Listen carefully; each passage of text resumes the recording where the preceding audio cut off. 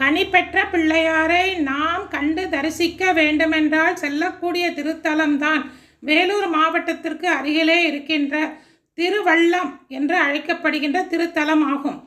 திருவலம், பிள்ளையார் வலம் வந்ததால் திருவலம் என்பதை இன்று மருவி திருவள்ளம் என்று அழைக்கப்படுகிறது.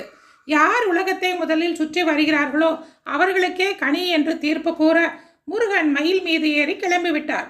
பிள்ளையாரோ நாரதரிடம் உலகம் என்றால் என்ன என்று கேட்டார். உடனே நாரதர் அம்மையும் அப்பனுமே உலகம், உலகமே அம்மையும் அப்பனும் என்று கூற உடனே பிள்ளையார் அம்மையும் அப்பனும் இருவரையும் சிவனையும் பார்வதியும் சுற்றி வந்து கனியை பெற்றுக்கொண்டார்.